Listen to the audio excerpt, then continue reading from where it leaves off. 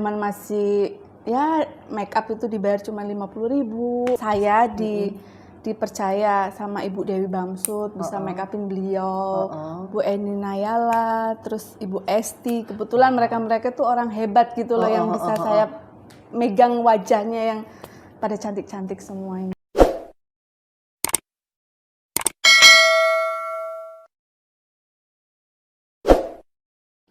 Hai sahabat langka, ketemu lagi sama Cika dalam acara Ngobrol bareng Cika. Hari ini Cika ada tamu spesial banget. Lihat gak?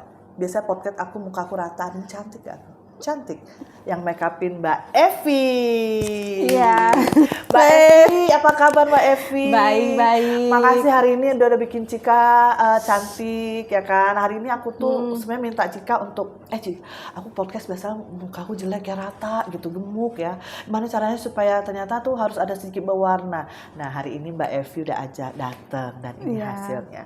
Mbak Evi, aku mau nanya dong Mbak Tapi Evi. cocok nggak Cika? Aduh, best. Yang tadinya muka kayak pembantu sekarang kayak Cika, cici orang kaya raya ya kan? Yang penonton mau ketawa silakan ketawa aja. Ketawa aja. Ya Allah Cika, aduh makasih loh Cika, udah diundang di sini gitu. Jauh-jauh dari dari Cibubur. Ya Allah. Mbak Evi, aku tuh penasaran, Mbak Evi tuh mulai makeup itu kapan? Saya sih udah lama, zaman masih ya make up itu dibayar cuma 50.000. Dari umur berapa?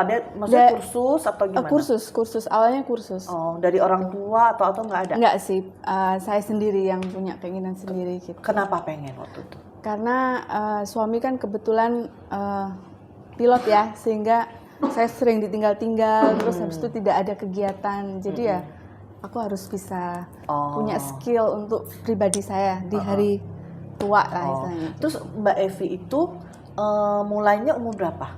Saya itu sudah punya anak kedua itu baru. Masih kecil-kecil pada saat itu. Oh, berarti bulan udah lumayan juga ya. Udah lumayan lama. Tit 30.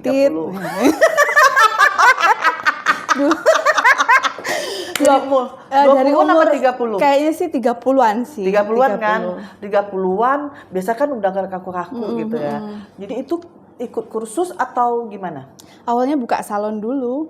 Awalnya buka salon? Buka salon dulu karena saya waktu itu belajarnya di Joni Andrean. Oh, tadinya belajar motong rambut di Joni ngeblow, Andrean, kayak gitu. Terus habis itu make up juga. Berarti Mbak Evi juga bisa set rambut dong? Bisa. Tadi kenapa nggak bisa rambut gue? Dari Joni Andrean. Joni Andrean. Oh, jadi bukalah salon tapi di rumah, di sebelah rumah gitu. Alhamdulillah banyak respon di perumahan rumah aja, tapi responnya lumayan bagus.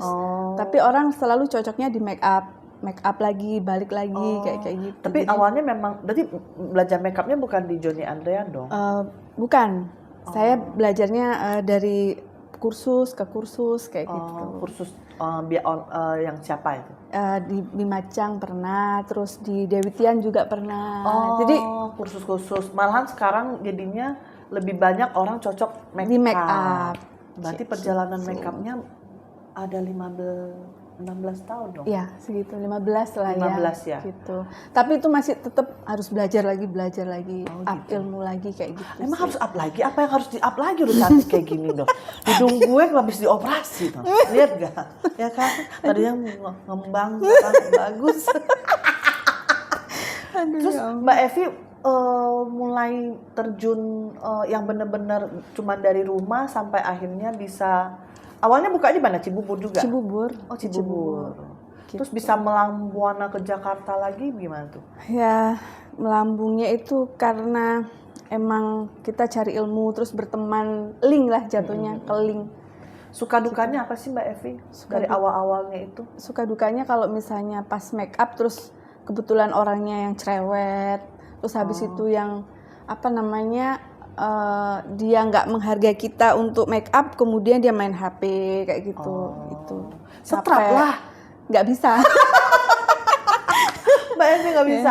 Terus di antara semua perjalanan Mbak Evi, yang Mbak Evi paling nggak bisa lupain make up siapa?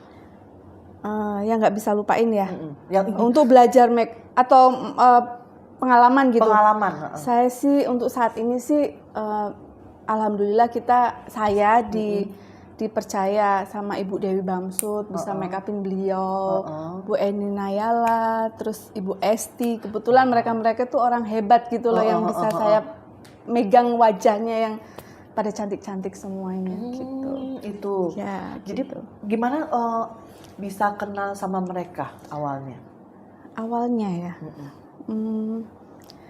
apa ya? Dari Mungkin temen dari gitu? temen gitu, terus referensi akhirnya ya jadinya dari sekarang. temen akhirnya mencoba sekali pertama. Memang waktu pas saya megang Ibu Dewi ya, terutama Ibu Dewi Bamsud itu, saya make upin beliau itu bener-bener yang awalnya yang kalau bahasa Jawa itu ndredeg gitu loh. Kita reka adegan gimana? Ndredeg gitu loh. Terus Ya ampun akhirnya, ini, tapi kok ya ampun bisa megang ibu gitu, ya sangat bersyukur sekali. Ndredeg kayak gemeter gitu. Gitu terus sih. tapi tetap bagus kan biarpun gemeter. Ya, alhamdulillah sih masih dipercaya ya sama ibu. Terus gitu. dari semua pengalaman itu Mbak Evi punya goal apa lagi nggak? Cita-cita apa lagi setelah 15 tahun memulai karir makeupnya? Cita-cita saya sih pengennya punya sanggar yang udah banyak dikenal orang kayak gitu sih. Sekarang udah ada sanggar? Ada sanggar juga gitu. Nanti dikasih tahu IG-nya ya sanggarnya. Siap. Ya siapa mau. Jadi ada sanggar sekarang. Ada sanggar. Ada sanggar. Jadi di situ bisa sewa. Ada sanggar, ada sewa baju juga, terus paketan untuk wedding itu ada semuanya. Ada semua. Gitu. Dari adat apa aja ada? Ada semuanya gitu. Ya. Terus kalau gitu Mbak Evi selain pengen punya sanggar yang bagus lagi, Mbak Evi ada pengen misalnya aku pengen deh kursus sama makeup artis siapa gitu yang paling diimpi-impikan. Kemarin sih aku udah ngimpiin belajar sama Kak Reza Azru. Oh, Reza Azru. Hey, Kak Reza Azru. Buka kek. Gimana ngomong belum sama dia? Sudah, tapi aku kemarin sudah kursus sama beliau gitu. Udah. Yang banyak ilmu yang aku dapat dari beliau. Oh, udah kursus. Sudah. Gitu. Kalau yang luar negeri ada? Yang luar negeri sih nggak ada. Tapi pengennya yang kayak Thailand look gitu kan. Thailand mungkin lebih bagus lagi yang flawless. Banyak kok yang di Thailand ya. Bisa gitu. nanti. Kemarin kalau nggak salah ada beberapa ya aku lihat Thailand bagus juga. Gitu Cika. Jadi pengen yang soft gitu ya. Soft gitu. Jadi yang flawless. Gitu. Tapi nanti bisa nggak takut tercampur? Enggak sih, kan kita sudah tahu tes make up kita di saat wedding itu seperti apa. Kalau make up untuk ibu yang hanya cuman main di mata kayak gitu, kita udah tahu tesnya gitu. Nah, balik lagi yang terdahulu 15 tahun itu kan bukan perjalanan yang gampang. Iya. Suka dukanya itu apa, Mbak? Suka dukanya itu yang bikin Mbak Evi tetep pokoknya aku tetep gitu. Kekeh gitu pengen.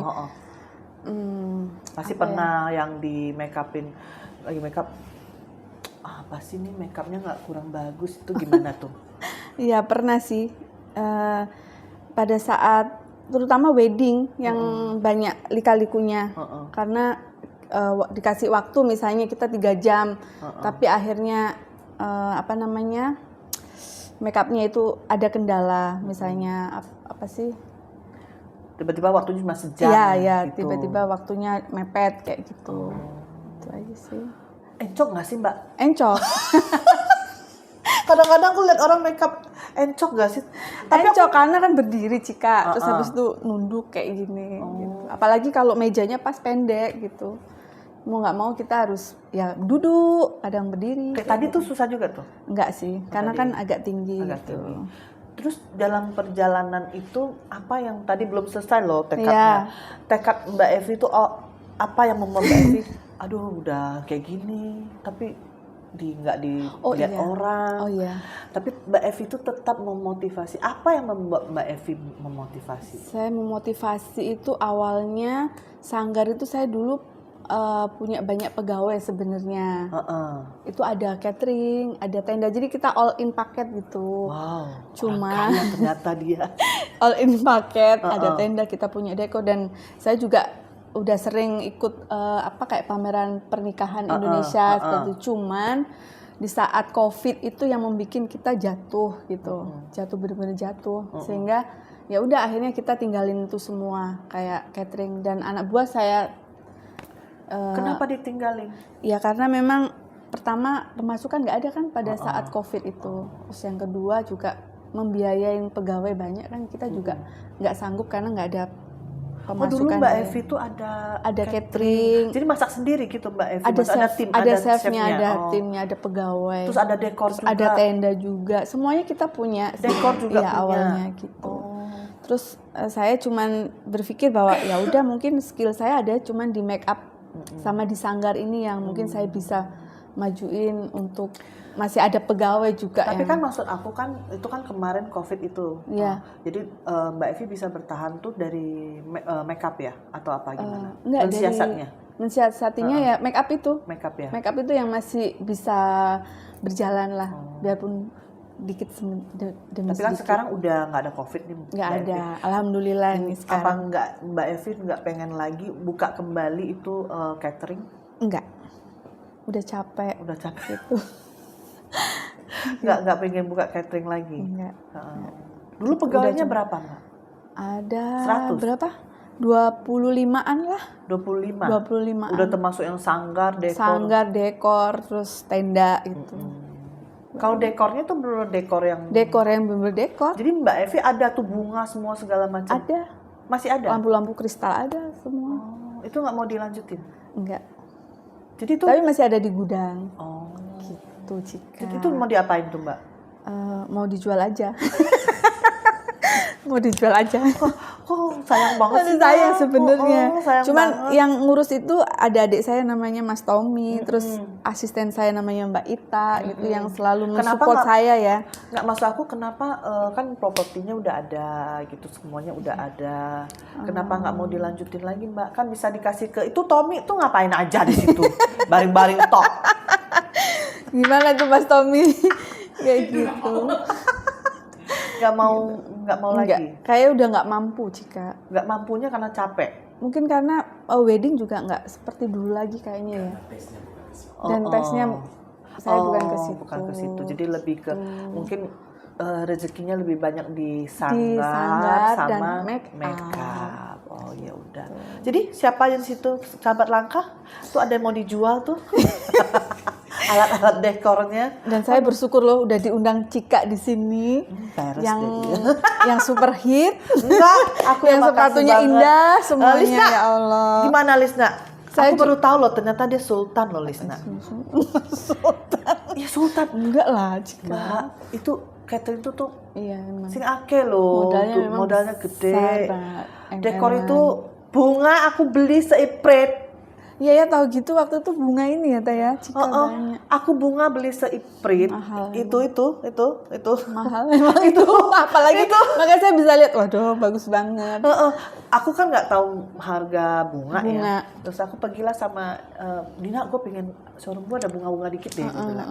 Kucuk pergilah sama Nina Nasution. Iya. Cet. 10 juta. Emang segitu Cika? Ya kan gue gak tahu. Iya. Gitu. 10 juta kayak gini doang ya. Nah kan Cika lu baru tahu kan dekor itu mahal. Lu jangan bilang gue selalu mahal. Dan ternyata aku juga ngerti kenapa Mbak Evi ngomong. Itu ternyata tuh capek. Untuk perawatannya, mengurus barang itu semua. Jadi itu kan kayak, udah selesai harus taruh lagi. Jadi harus punya space yang gede gitu. Betul. Jadi beli sedikit jadi banyak. Jadi itu semua rencana mau dijual atau mau dijual. Gitu. Nggak ditawar-tawarin ke orang? Mungkin masih belum ya. Nanti kita tawarin. Itu kan banyak banget Mbak. Banyak. Ada roll top itu yang ada yang roll top kuningan, yang silver, yang bermacam-macam roll top kan. Yang saya coba hubungi Ibu Nina Nasution, siapa tahu dia mau ya. Siap. Ya kan, dia kan sering dekor untuk photoshoot ya. Jadi Mbak tahu itu mahal. Itu pasti mahal. Apalagi bunga kayak gitu kan bagus. Oh itu bagus ya? Bagus Kalau orang nggak ngerti banget. kayak apaan gitu loh. Enggak, Mbak. bagus Bagus Cika, ya? beneran Bagus ya? bagus. Ya Bagus dirangkai sama Nina Nasution. Siap. Jadi aku bisa merasakan deh kalau capek banget, aku seharian ikut dia. Iya, emang capek banget. Jadi Capek pagi kita banget. ada janjian, tuh terus ke tempat yang itu, pilih juga lama kan? Iya. Aku bilang nih kok kan banyak ya, mungkin dia bilang, terus matanya Nina itu memang mata bagus ya, Iya. yang dipilih. Nih Cika. Oh iya beli. Terus habis itu udah selesai beli kita harus ke tempat dia dulu. Iya. Karena kan peralatannya ada di situ kan. Di sana. Di studio dia di rumah di atas batu. Oh, di atas batu yang di Taman Mini? Aku pernah foto di situ. Bagus ya emang. Itu punya si Nina. Oh. Nah, terus dibawa ke sana, itu kan dirangkai. supaya potnya itu dirangkai, itu ternyata harus dipanjang-panjangin lagi. Iya, betul. Sampai jam 11 baru kelar. Sampai jam 11 malam. Bayangin. Ya Allah. Dari jam berapa ya? Jam 10. 10 pagi sampai 11 malam. Oh, cari-cari potnya. Si dia bisa lagi dulu. Gitu. Jadi Mbak Evi udah nggak pengen lagi? Enggak, udah. Jadi Udah nggak kalau pengen ya Mas Tommy ya? nggak pengen ya? Jadi semuanya itu, oh ternyata Anda sultan ya? Enggak Sultan lah. Si bubur loh. Enggak lah Mbak Evi Cika. bisa kasih masuk kalau misalnya tuh jadi aku lihat Mbak Evi tuh sesosok yang padahal diceritain punya sanggar, punya catering, berarti kan udah gede sebenarnya. Sing akeh, sing sugih sebenarnya. Tapi apa yang membuat Mbak Evi tuh masih bisa low profile, masih yang itu apa? Gitu. Ya mungkin karena emang dari sononya udah kayak gini kayaknya. Oh dari sononya. Dari sononya. Jadi sono. Jadi kalau yang nggak dari sononya sih, Aku nggak bisa. tuh nggak bisa mulu. Dia cuma ketawa-tawa. Gimana bisa low profile? Gitu. Nggak mau menonjolkan diri. Enggak lah Cika. Enggak ya. Enggak lah. Buat ya? apa gitu Buat apa kayak ya? gitu. Lagian apa yang ditonjolin nggak ada yang ditonjolin. Nggak ada. Ditonjolin apa Cika? Sama ini aku nggak paham loh, ternyata dirimu sing sugih ya. Enggak lah. Sultan. Ternyata Sultan Cibubur. Ada lagi Sultan Cibubur. Sopo? Ada deh pokoknya. Ibu Tommy, yang paling Tommy baik. mah bukan. Jadi masa aku Gitu. Tapi aku dulu nggak nyangka loh aku bisa make up terus megang ibu-ibu pejabat gitu tuh kadang juga ya Allah bersyukur banget saya kok bisa seperti ini kadang gitu kadang ya ampun kok bisa kayak gini ya gitu saya nggak nyangka aja gitu. Tapi aku kalau mendengar cerita dirimu dengan attitude dirimu aku jadi paham. Oh gitu. Rezeki itu nggak kemana. Nggak kemana betul. Nggak kemana. Biarpun kalau aku ada ngobrol juga sama Mas Tommy. Pernah ditusukin sana sini rak popo aku bilang Mas. Betul. Rak popo nanti ada rezekinya tuh akan dikasih Tuhan ngalir aja dari sesuatu yang kamu nggak nyangka gitu. Betul. Jadi ya biarinlah orang mutukan. Betul. Terus Mbak Evi gimana nih? Satu lagi Mbak Evi kok bisa belajar dari yang makeupnya yang pengantin, terus pengen ke yang soft, terus kemarin bagus banget tuh, yang sama bule tuh jadi kayak Latin itu. Oh iya, sama Miss Mega Bintang. Yang Latin. Bukan itu. Ada satu lagi yang dikirimin sama Mas Tommy tuh, ada foto yang yang sama Aldi itu loh. Oh sama Oma. Yo, itu. Ya itu memang yang bener-bener flawless. No make up gitu. Cuman main di Acedo yang warna pink gitu. Pokoknya kita sesuaiin wajahnya. Iya. Apa enggak? Kenapa? Itu les juga apa enggak? Enggak sih, otodidak langsung. Otodidak ya. Gitu. Feeling. Kita main feeling ya. Berarti tesnya bagus ya. Jadi kalau misalnya sahabat langka ada yang pengen jadi makeup artis, kira-kira Mbak Evi bisa kasih saran nggak? Memang harus punya bakat atau memang cukup latihan atau apa Mbak Evi? Yang pertama itu niat sama bakat. Emang harus ada niat sama bakat. Kalau memang kita nggak ada bakat, mau kayak gimana pun kadang suka down juga sih Cika. Kadang suka. Saya juga pernah seperti itu. Semua dari hati gitu. Oh gitu. Sempat biarpun saya seperti ini kadang suka ada down-nya juga. Misalnya kurang apa. Jadi Kita kalau masih ada banyak kekurangan, kurang apa gitu. Jadi kalau misalnya kita down itu nggak usah diiniin ya, tetap aja jalan. Betul.